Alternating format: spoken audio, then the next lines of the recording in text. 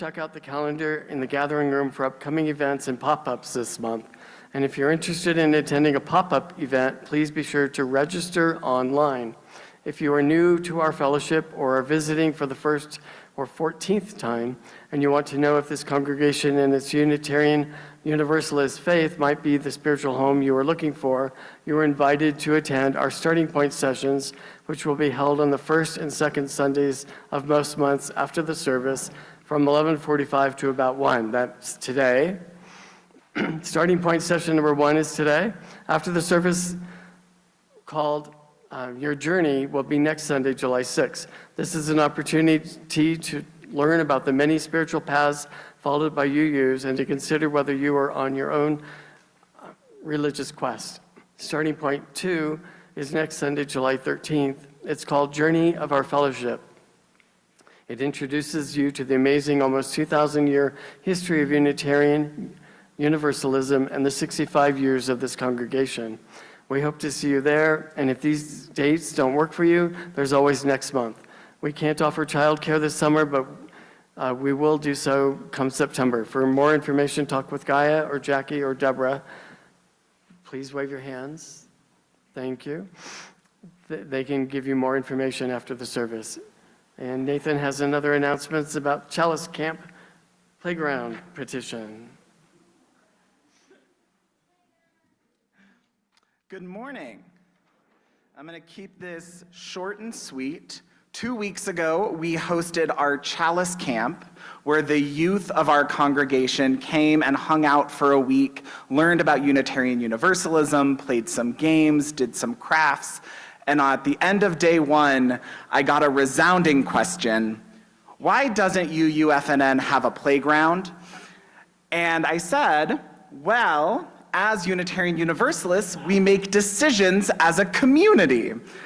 And so over the course of the week, the youth and I worked together on creating a petition to the congregation outlining why we believe UUFNN needs a playground.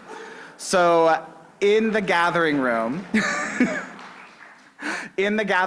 you will find the petition. We're hoping to get 100 signatures. We have space for 60 right now, and I'll make some more flyers as this develops. But there is also a flyer that will be out in the gathering room outlining why we need a playground.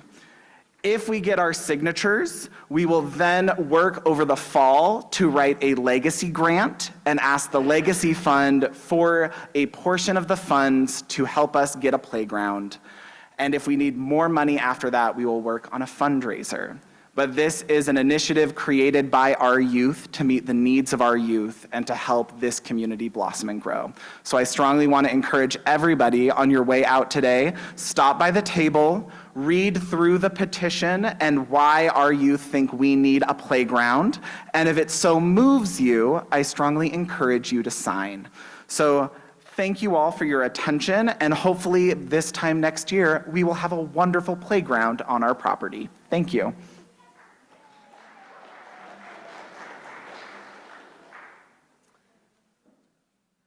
Penny, you want to come up? Penny was one of the participants in the Chalice Camp lighting, so she's going to light our chalice for us today. Where equity and justice transcend mere dreams. Welcome to this place, where equity and justice transcend mere dreams, where they are the air that we breathe. Thank you. Enter this sanctuary, all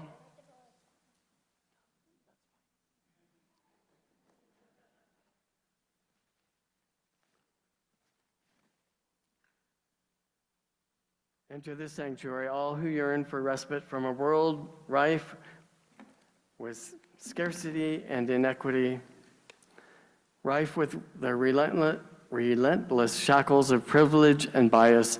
Come, embrace this space, be embraced by this place, this refuge where scarcity and disparity dissolve into we, together, crafting a place where the breath of life is equity and justice, cherished, manifested, sustained.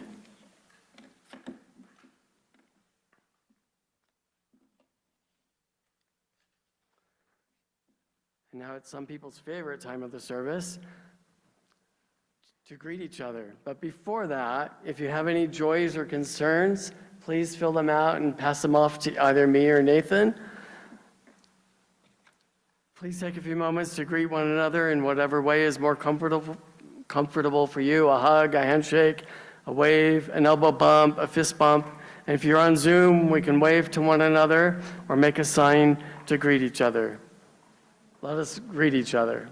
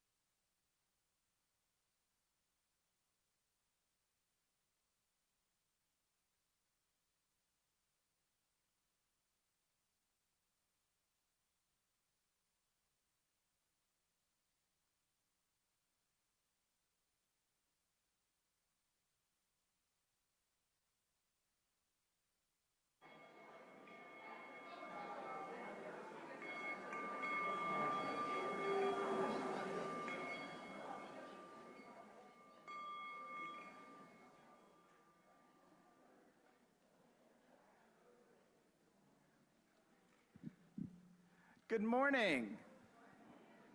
My name is Nathan Bakken. I use they, them pronouns, and I am honored to serve as the Director of Congregational Life here at UUFNN. There is a popular quote from the acclaimed psychologist and Holocaust survivor Viktor Frankl. Between stimuli and response, there is a space. And in that space is our power to choose our response. In our response lies our growth and freedom. What that quote, as all quotes fail to do, is get a little deeper in the truth that that space that Frankl talks about requires tending. It requires care. It requires an investment of time and energy to build up our capacity to take notice of the space between stimuli and response. To build up the capacity for choice in moments when the world is hard.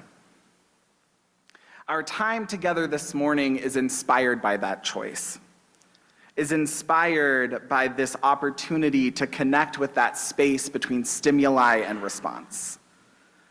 I don't have to tell the long list of fears, oppressions, pain, anxiety that is coming down on us at all times in these past few days and months.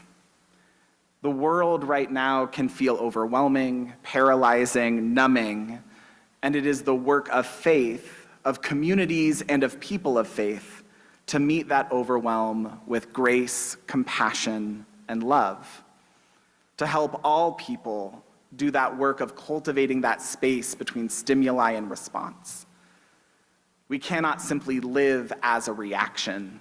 We are called to be responsible people. And responsible meaning to be able to be responsive, to respond to the needs of the world. So as we come together in this sacred hour, I invite you to start sowing the ponderings of how do I tend to that space within me when the stimuli is aggressive, painful, overwhelming. How can that space cultivate within me the room for response? And it is in that spirit of response, I invite you to rise in body or spirit for our opening hymn, number 1074 in the Teal hymnal, Turn the World Around.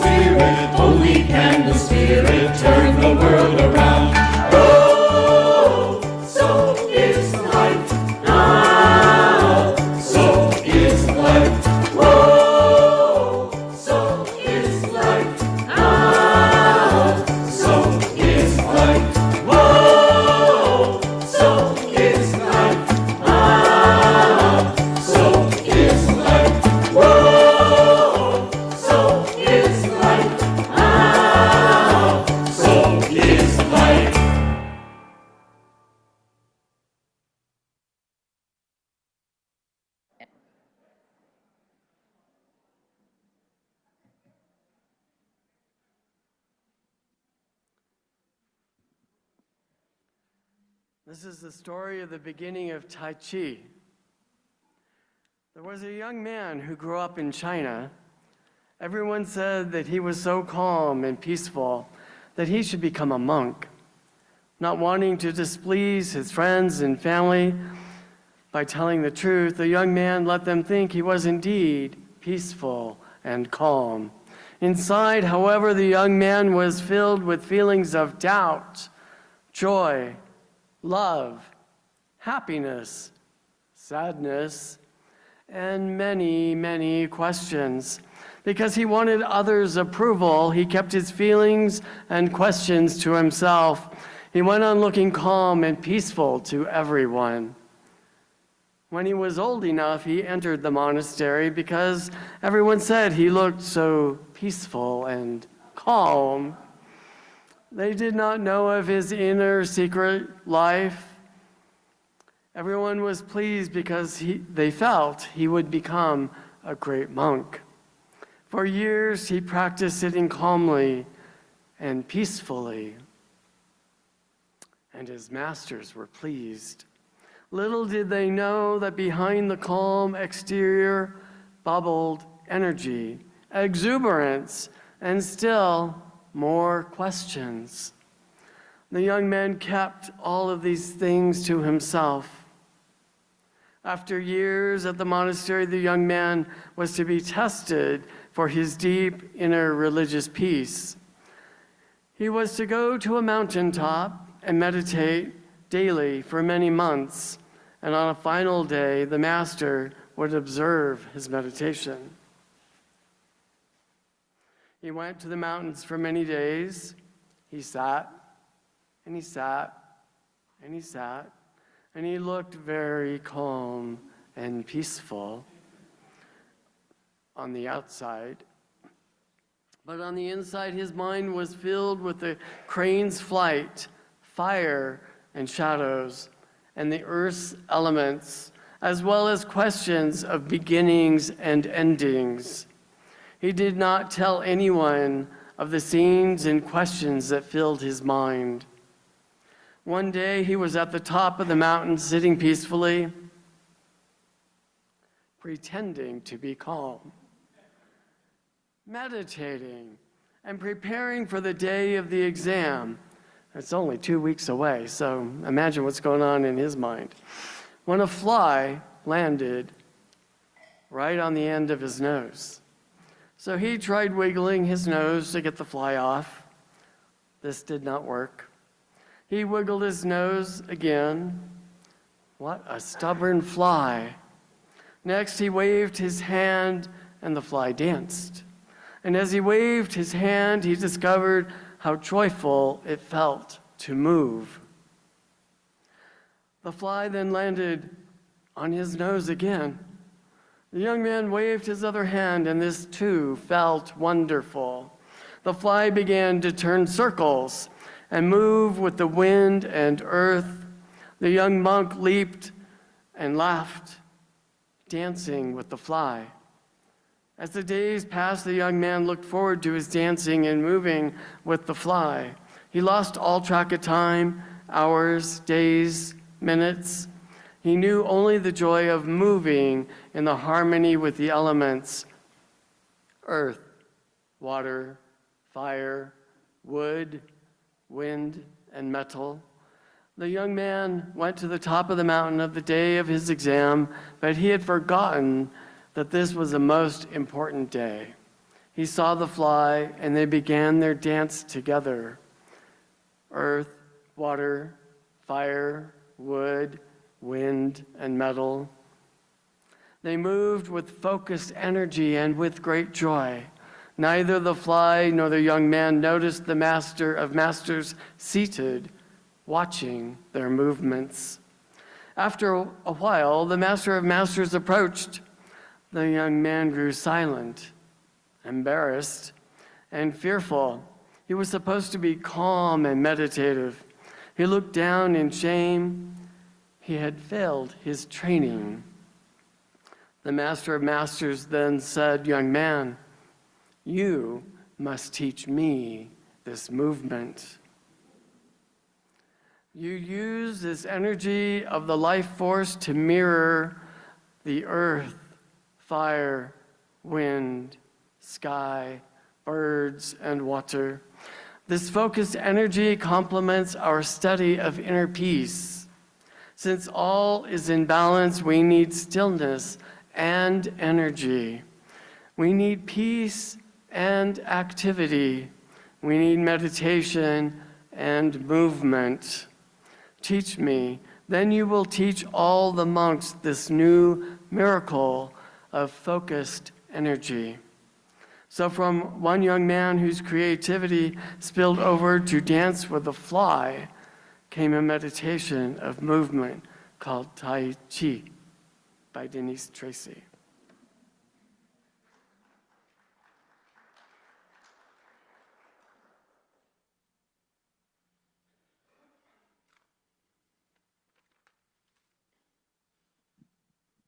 I am not an expert in Tai Chi, but as is our first Sundays, we do not have our choir or our accompaniment. We get these moments of silence, of awkwardness. And as we move into this time for joys and sorrows and meditation, I want to invite us to take just a moment to focus our energy. So I want to invite you, if you're able, to just raise your hands up. And then bring your hands slowly back down. We'll do that one more time. Raise your hands up. Bring the energy back down. Our bodies are not separate from our mind nor separate from our spirits. As we move into this time for joys and sorrows, we're reminded that we are a community of people who hold the world in both hands, who reach to the heavens and bring it back down to earth. So as we gather this morning, we come together with care to meet Julia, who is looking for positive vibes for a Wednesday morning surgery. Know that this community is holding you. We come together around Lois Bianchi and her daughter, Amy June's family, as they had to put down their cat Shadow.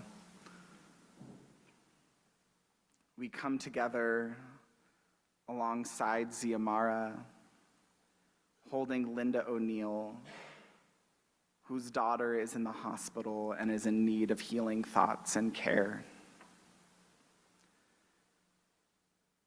And we gather around with Ziamara, holding the people of Texas as they navigate these floods, the grief and the loss. I want to invite us to just take a moment to breathe in a moment of sorrow. Yes, Steffi.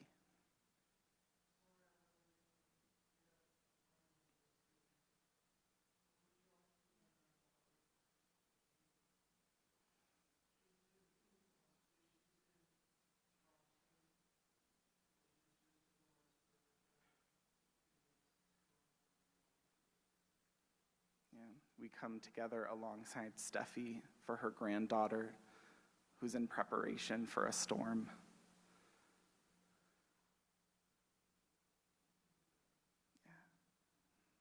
There's a lot of grief in our world.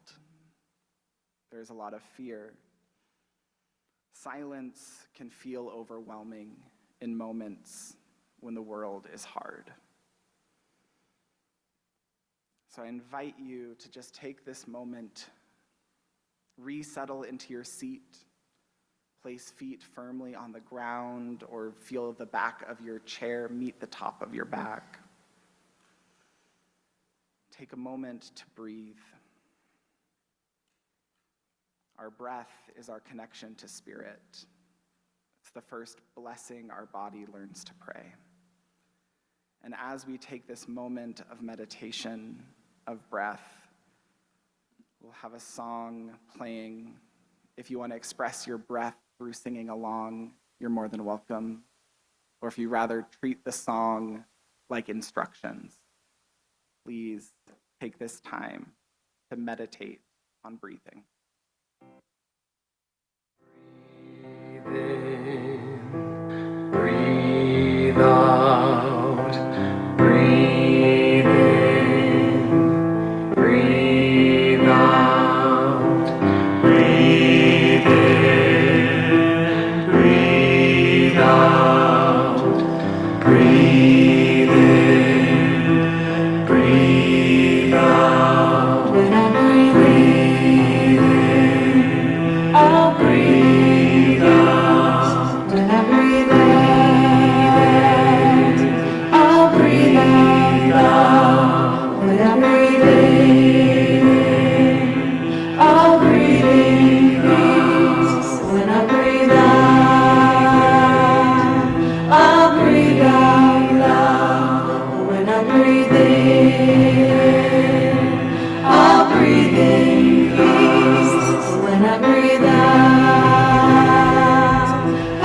breathe out loud, when I breathe in, I'll breathe in peace. When I breathe out, I'll breathe out loud. When I breathe in, I'll breathe in peace. When I breathe out, I'll breathe out loud. When I breathe in, I'll breathe in peace. When I breathe out,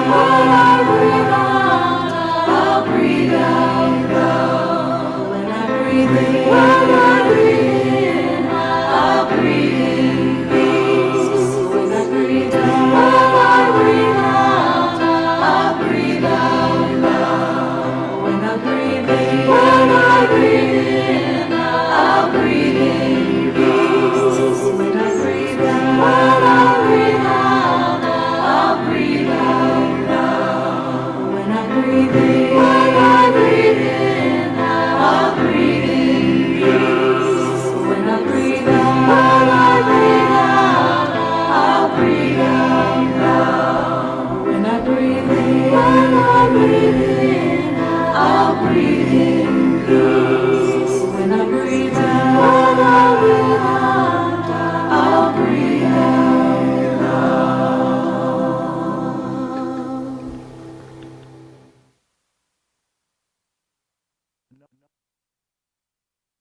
If you've had your eyes closed, I invite you to slowly open them. Take time to feel the light in this room, to look out the windows at the trees moving in the wind, breathing in peace, breathing out love. May our breath be our blessing. Amen. Namaste, and blessed be. I'm going to invite everybody to just wiggle again. Part of our time together this morning is focused on spiritual practices. As Unitarian Universalists, we all carry different theologies, different practices, different ways of tending that space between stimuli and response, of cultivating and tending that thing some of us might call a spirit, others might call intuition, others conscience. There's not a single path to spiritual practice. In late June of 2020, I was living in the middle of nowhere, Eastern Washington, with my partner and my parents. My partner and I had moved out there from Oakland to weather the pandemic over the summer. We thought the safest place to be is in the middle of nowhere, where our next door neighbor is at least a few acres away. What we were not prepared for was that while that distance gave us peace of mind when it came to walking down the street, it did not leave us prepared to watch the world unfold on our cell phones, to witness the death of George Floyd and the subsequent Black Lives Matter protests in the middle of nowhere, wanting to participate, but having no protest to go to. Watching the world shut down, the lives lost, communities like this one pivot to Zoom. And by the end of June, my phone beeped and notified me that I had spent, on average, 9 hours and 45 minutes a day on my cell phone. That is a long time to be on a cell phone. And I made a decision that end of June to use the month of July as a fast. For many people who may have grown up like I did in the Catholic Church, or if you grew up Muslim, or some more high church Protestants, the concept of fasting might trigger anxiety, it might trigger a feeling of obligation to something. And in the month of July in 2020, when I saw that I was spending more of my day awake staring at a small screen than actually being in the world I'm living in, I realized I needed to take extreme measures for an extreme problem. And I rooted into my Catholic roots and said, okay, we're doing Lent in July, and I'm giving up my cell phone. And it started as a rash decision of I needed distance, I needed space, I needed to be able to think without overwhelming myself with what is happening around the world that I could not meet in a sustainable way. And over the last 5 years, it's began to take shape as an annual practice. Though I am not unemployed and living in the middle of nowhere, I do have to use my phone these days for certain things, but I have deleted all my social media off my phone for the month of July as a way to reset and interrogate my attention and how I'm going to be spending it. And that requires preparation. I spent the last 2 weeks of June curating my newsletters to my inbox, figuring out which podcasts I was going to be getting my news from since I wasn't going to be on Facebook or Instagram. I contacted all the people I talked to most and said, hi, if you need to get a hold of me, give me a phone call. And if you write me a handwritten letter, I will cry. Out of the sheer joy of getting mail as a millennial. I set an intention of what I seek to cultivate during this time of reclaimed attention. And for the last 3 years, my intention has been more or less the same: to tend to my spirit and my imagination, to envision a more just future, so I can better respond to the needs of the world than just react. We live in a world, in a society that actually capitalized on reaction. They prioritize angry Facebook posts in order to get clicks, in order to get comments, in order to trigger the parts of your psyche that make you stay engaged and enraged. And so this digital fast, this Lent in July, became a tool for me to kind of reset myself and my expectations of how do I meet the world in a way that I'm not just going to be a little ball of rage lashing out at every person who could be afforded some grace here and now. This sermon is not trying to convince y'all to delete your social media for a month. It's focusing on practice. Our world wants us to be enraged 24/7 because it actually has an economy of rage. Capitalism is profiting off our attention and our anger, and we need to disrupt that in ways. And that is actually the greatest gift of being in a community of faith. You set aside an hour every Sunday to let me and our worship associates talk about things that are important to us, and you're not looking at your phones. You're singing alongside the people beside you. You're having questions come up for you, new thoughts. Sunday worship is a spiritual practice of community, of belonging, of disrupting our attention and focusing it like Tai Chi, that focused energy into a concentrated hour on a Sunday. And some Sundays are better than others. And some Sundays you leave and say, at least I got to see my friend. I don't know what else happened that day. But that is enough. So when you came in this morning, and you never know how many people are going to show up, but I encouraged the greeters to pass out these little photos of trees. And if you didn't get one, I encourage you to share with a neighbor. And if you and your row have a bunch, share with some people who might not have one. But this is a tree of contemplative practices from the center of contemplative mind and society. Our time this morning isn't so much a lecture on the benefits of spiritual practice, how mindfulness can biohack your attention to make you a more productive person. It's about thinking about, what do we already do? What are the practices that are already built into our lives that we, in moments of overstimulation, forget to rely on? And so I want to give you a minute to stare at this tree. Notice how each of the branches kind of break out into a different realm. The tips of the twigs are different practices. And the roots reach down into the soil of communion, connection, and awareness. The goal of contemplative practices is not to fix things, but to attend to them, to identify what needs a little bit more attention or a little bit less attention. The soil nurtures us. The practices help us grow into ourselves, into our values. And if we bring those practices into everyday living, will help us co-create a world we want to be a part of.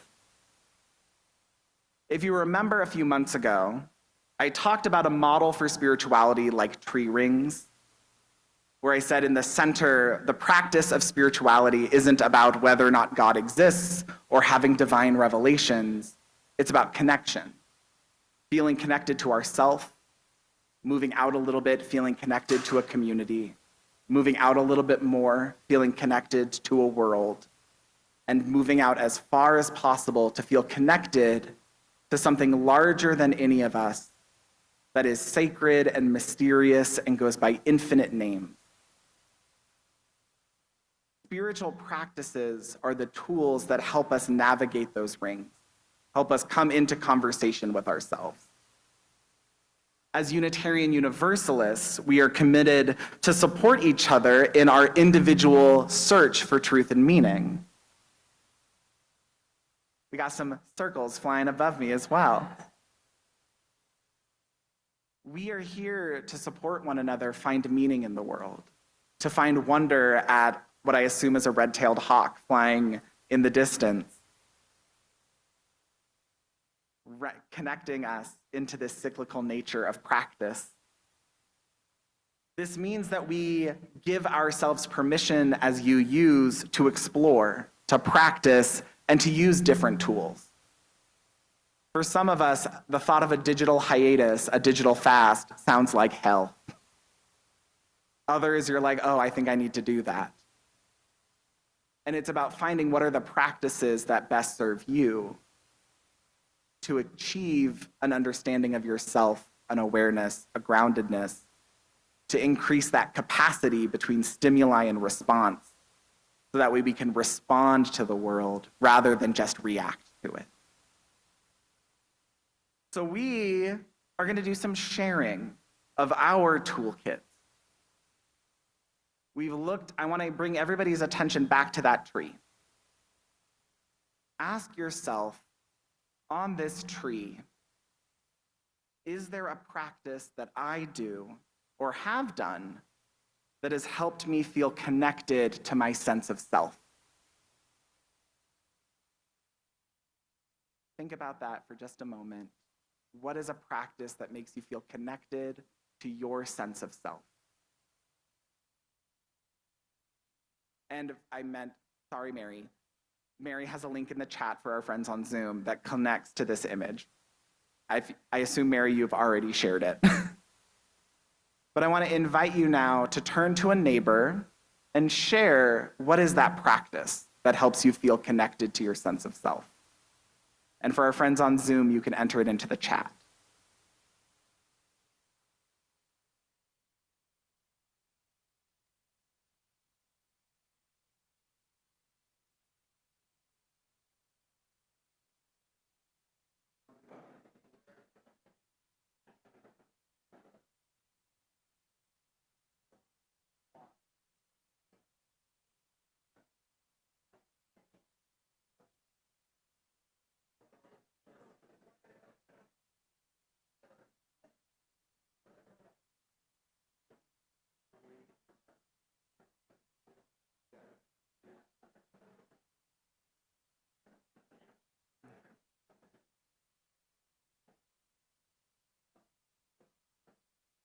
Interrupting people is never fun, but there's going to be more questions to share. Let the chatter find its natural end as I talk into the void.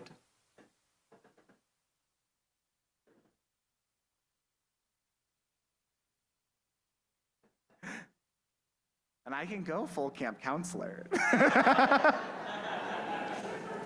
If you can hear my voice, clap once. I'm glad there was some good conversation. I want to bring you back to that paper and looking at this tree of practices. What is a practice on this tree that helps you feel connected to your sense of community? Take a moment to think about that and share with your neighbor.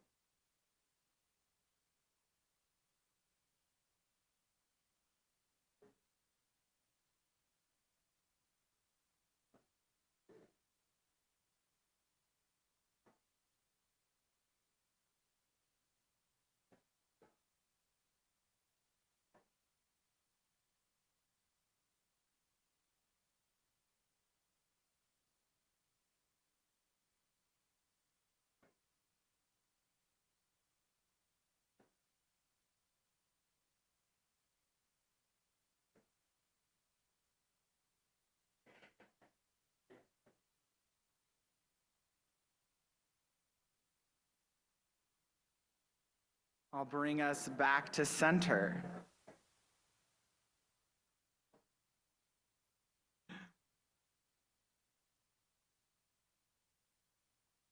And this might be a more challenging practice for some, but I want to encourage you to really think about this. Looking at this tree, what is a practice that helps you feel connected to that larger something? That sacred mystery that goes by infinite names, be it God, spirit of life, universe, love, human ingenuity, however you define that mysterious something that is larger than us all. What practice helps you feel connected to that larger something? And when you're ready, share with your neighbor.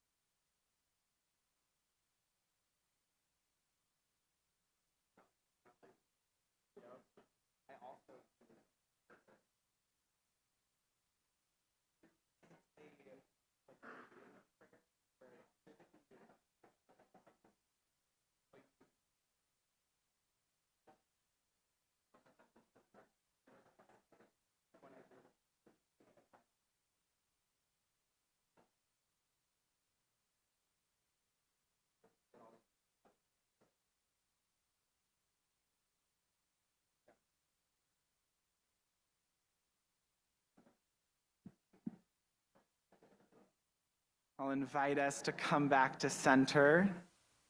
If you didn't get to have all the conversation you wanted, now you have a conversation starter for after the service.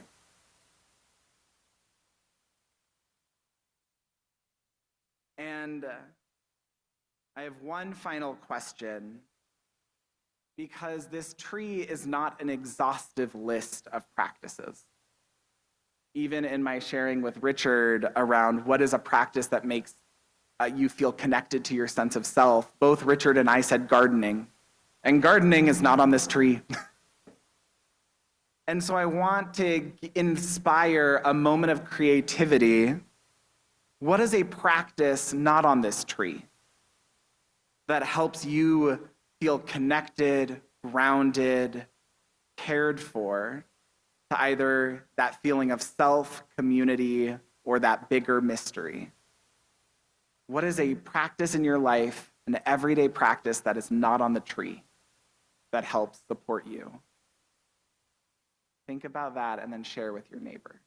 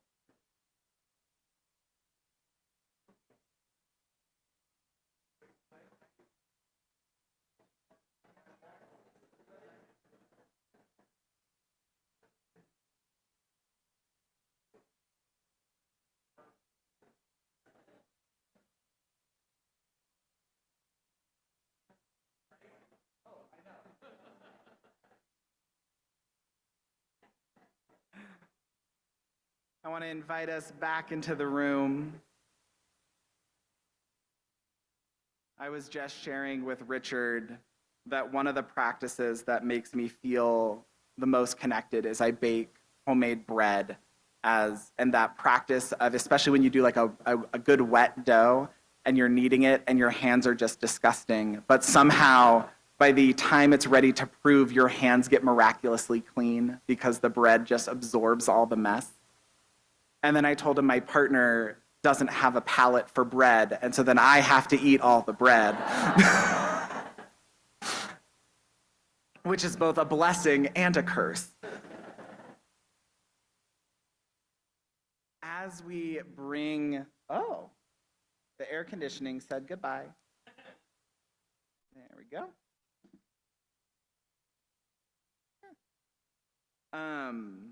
Maybe I gesticulated too quickly.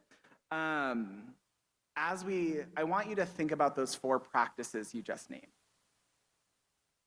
As we move forward as a community, as individuals, into a really scary, unknown future, you've just identified this morning 4 ways that you tend to yourself, tend to your feelings of belonging and community, tend to that feeling of something connected to something bigger than you. And you got to hear and witness that the people around you also have these practices. We are not a people who are not prepared for this unknown moment. We are not a people without tools. Each of us just shared 4 things that we can turn to when we feel reactive or disconnected or in need of support. The challenge is to remember to reach for those tools when the world is overwhelming. The blessing of spiritual practice is that it is a practice. There's no grade for baking bread for a home baker. I'm not a professional. but there is no grade for how well you can meditate. Even our Story for All Ages wanted to give meditation a grade, and in wanting to do that, ended up creating a whole new form of meditation altogether by choosing not to do the work of the grade. So I hope in these coming days and weeks, as this community navigates and supports one another through these really intense changes, through the damages to Medicaid, to the fear of anti-trans legislation, to the increased antagonism of ICE. We are not a people without tools to navigate these systems. We are not a community without tools for support.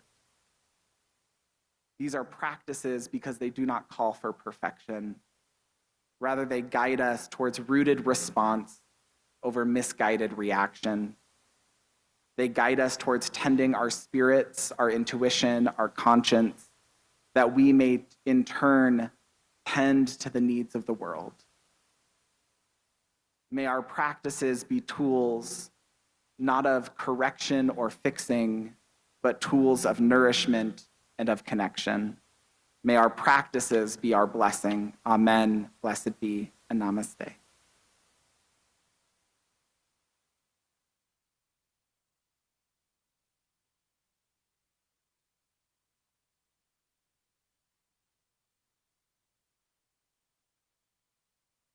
As we approach the time for our offering, give what you will to UUFNN that has meant so much to you, that means so much to those that came before you, and to those that will come after us that we may never know. Give what you will, for you are a generous people. For those of us that are physically together here at the sanctuary, we will be passing the basket. For those that are on Zoom, you can do your offering virtually. Just follow the steps on the slide. Here at UUFNN, each month we also give folks an opportunity to share our generosity by sharing with a designated nonprofit. This month's nonprofit is called Farmally. They empower children in the Reno Tahoe area to learn and practice social emotional skills as they plant, tend to, harvest, and prepare a wide variety of nutrient-rich fruits and veggies in their organic gardens. Their curriculum is designed to connect children to nature while fostering curiosity that encourages healthy habits. They teach kids from 6 Boys and Girls Clubs of Truckee Meadows locations gardening skills, cooking classes, and healthy lifestyles. And to tell you a little bit more, Rebecca Stetson and Sarah Jickling are coming up.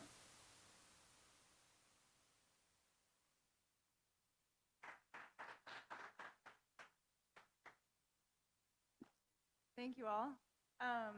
Sarah and I are from Farmally. I'm our executive director, and Sarah has been with us for a long time as our lead educator. She also is the master of all things technical for us and has created a lot of organization for Farmally. That said a lot about what we do, but we'll talk a little bit more about what we're doing. There's a few slides that are going to come up for you guys to look at. With pictures of the kids in the garden. So we teach all Boys and Girls Club kids in Washoe County, and our program has grown from one site to 6 different sites that we teach, and then we also do field trips and summer camps. So we're coming up on our 3 weeks of summer camp starting tomorrow. So change the next slide. I'll let you guys read through our mission. Basically, what inspired me to start Farmally is that I love teaching kids. I've been an organic farmer for 19 years, and Farmally is 7 years old this year. And what I constantly saw when I was farming, I was in Lyon County, so it was the first time for me living in a culture of poverty, and that really spoke to me. We had kids who poverty disproportionately affects the majority of the kids that we teach through the Boys and Girls Club. And that means that they are going to inevitably experience more trauma in their life just by being part of poverty. So Farmally is rooted in social emotional learning because we want to teach those kids as many skills as we can to manage their emotions, knowing that they are going to experience more trauma than the average person. Next slide. There's some pictures of the kids, so I'm gonna let Sierra talk about our classes. Yeah, I know we're a little bit short on time, so I'll make it pretty quick, but we teach 2 different types of programming. We teach cooking classes for our older students. This is middle school through high school, and we're using, as much as possible, all of the food harvested from our gardens to help empower these young adults with healthy cooking skills. And then we teach our younger children garden club, and I would love to take all of you by the hand and take you to one of our classes, but actually beautifully, I think the sermon that was presented today already does that a little bit. So all of the breath work, all of the singing, all of the finding beauty in the nature and the world around us, and trying to develop connections and the sense of community, that is absolutely what we do every single day with our children, and it is such a beautiful practice to be a part of. So thank you for setting us up for that. That was perfect. So if everyone can imagine that sense of peace and love and connection and community that we've cultivated here today, that's really the effort that we bring to our teaching gardens and to our young children every single day.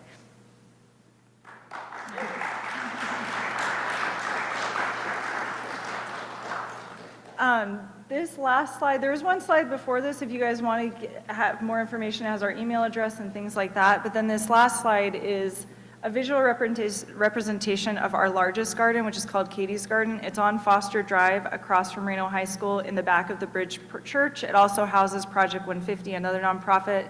It's an 1.25 acres, so it's one of 3 gardens that we have. And we grow thousands of pounds of food every year that we not only use in our garden club classes and not only in our cooking classes, but then we distribute all that food to food insecure families for free. And it's something that we really take pride in our cooking classes. We're really getting kids to try fresh foods for the first time, but also help them prepare it. They take home recipes for their family.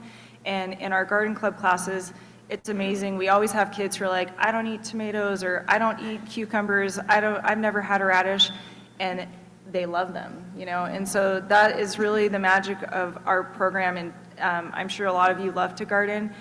The QR code that was on that last slide, also, we are always looking for volunteers because we do have massive growing needs. Our farm manager, Cass, she formerly was the farm manager of Prema Farm for the last 5 years, which is the largest organic farm in our area. So we're really excited to have her and be able to really use all of our land to the best of its ability to grow as much food as possible. She told me that our garlic harvest last week between our 3 sites, we harvested like 120 pounds of garlic, and that's just one crop that we grow that'll go back into the community. So we would love your help if you are a gardener and would like to come help us. Thank you guys very much for having us.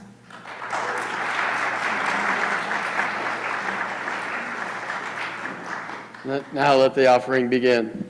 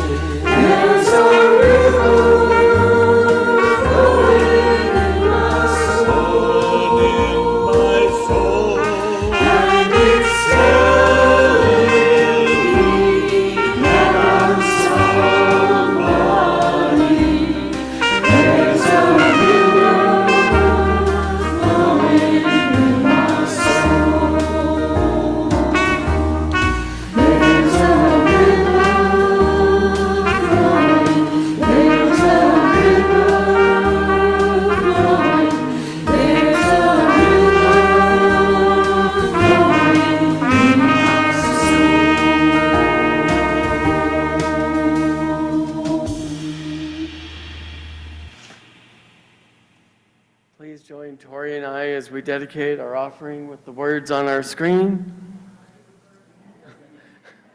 Okay.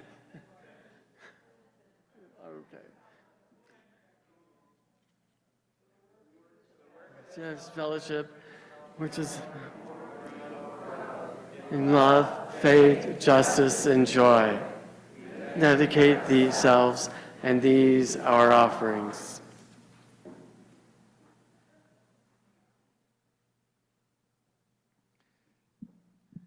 Before we bring our time together for a close, I would like to bring, oh, where'd she go?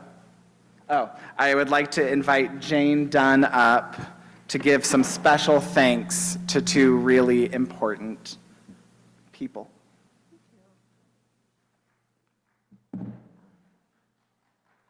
Actually, more than two, if I could get my fellow board members to join me up here.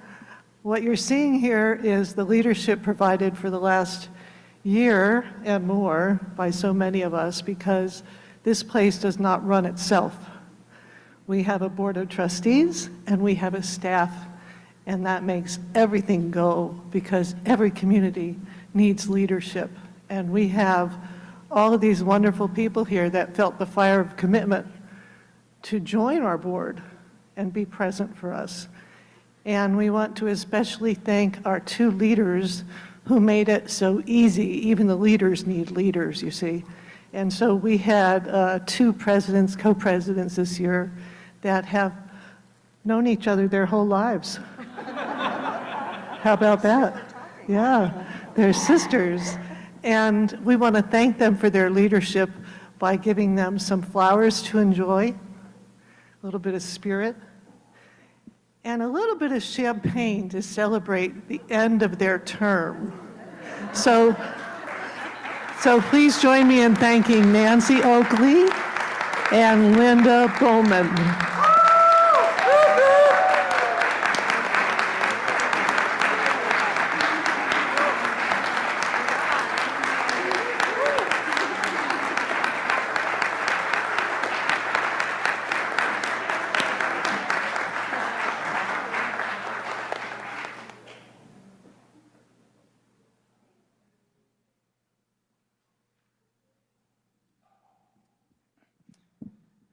I can speak on behalf of the staff how grateful we all are for the leadership of our board this past year, and especially of our co-presidents, Nancy and Linda. I would not be able to do the amazing work that I get to do here without having such wonderful leadership. And I am immensely grateful for the time, the commitment, the wisdom, and the fun. We had fun this year.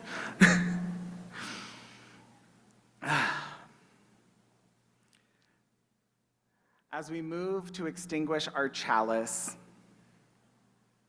we remember that the light of this community, the light of love, the light of truth that guides us, though it may be extinguished in this room, we carry it forward in our hearts.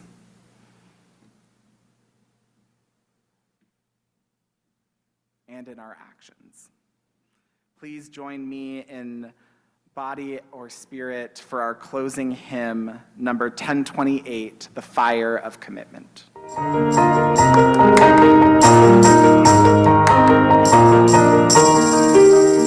the light of days remembered, burns a beacon bright and clear, guiding hands and hearts and spirits into faith set free from fear. And the fire of commitment sets our mind and soul ablaze. When our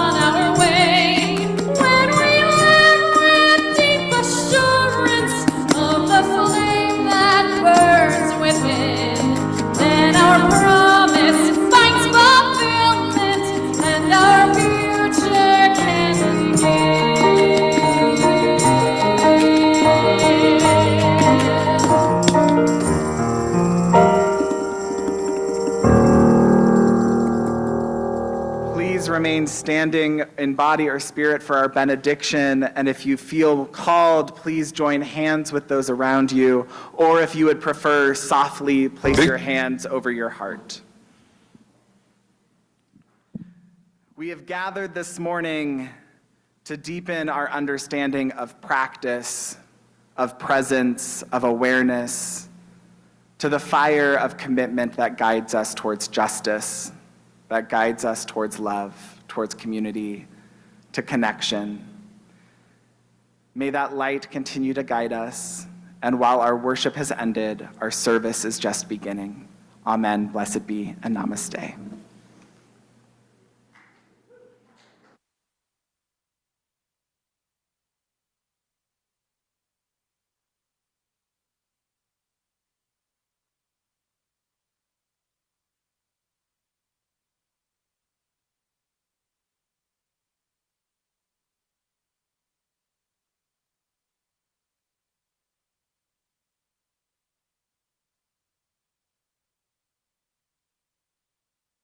Thank you.